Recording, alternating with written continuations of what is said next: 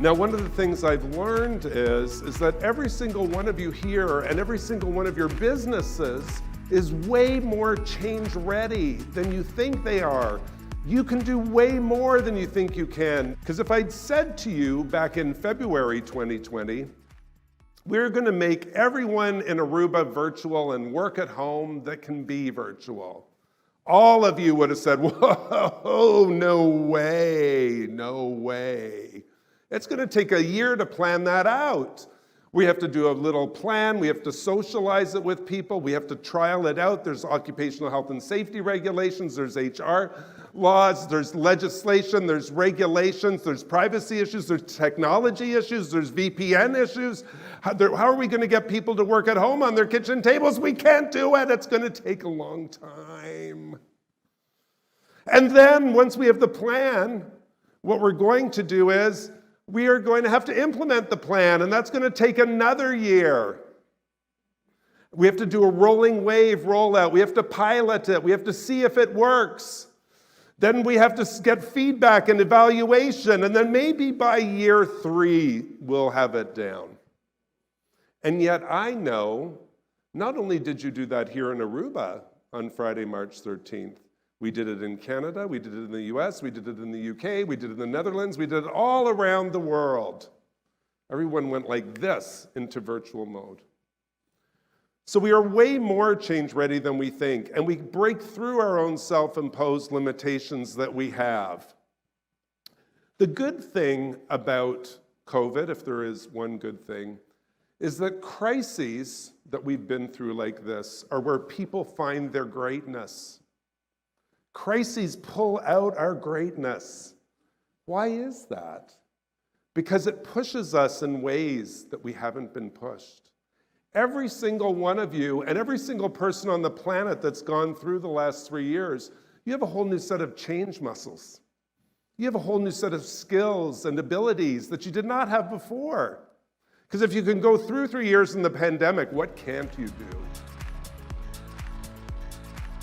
Ramp up that future readiness by consciously engaging your brain. Future focus that language. Expand your thinking and leverage the alchemy and power of language. Because it's that power of language that you use that will either engage people in your ideas or push people away from your ideas. And last but not least, remember to take calculated risks for inspired action. And be like Jim Dunn. Show up for people in those 2% moments. I call them those 2% moments. They don't happen a lot, but they're those moments that matter in your relationships with others. Calculated risks are tied in with innovation and innovation thinking. If you don't take risks, you don't get innovation. If you don't allow disruptive ideas to collide, you don't get innovation. There was a study done by a woman named Virginia Satir. She was a family therapist back in the 80s. And she did what she called her silly study. And if you don't believe me, it's on page 227 of her book that was written in 1988, which I can't remember the name of it. But it's on page 227, you can Google that. She did a silly study, and she found that there were over 250 different ways to load the dishwasher and do dishes. 250 different ways. Now, some of you are like, well, that doesn't apply to me at work. How does that apply to me at work? Every single person thought their way was the right way. Think about that. 250 different ways to load the dishwasher or do dishes. Every person thought their way was the right way. Let's take this to work. Maybe there's another way we can do that business process. Maybe there's another way we can serve our customers. If there's 250 different ways to load the dishwasher and do dishes, maybe my way isn't the right way.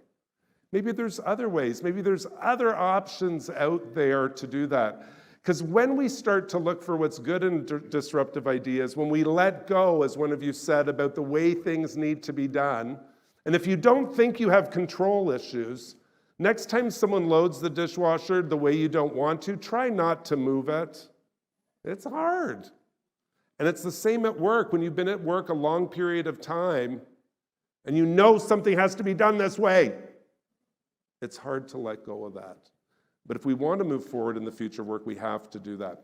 And as a leader, Never underestimate the power that you have with the people that are in your orbit, whether it's clients, customers, colleagues, people you work with, people above you, people below you, people around you. Never underestimate that power that you have in your one-to-one interactions.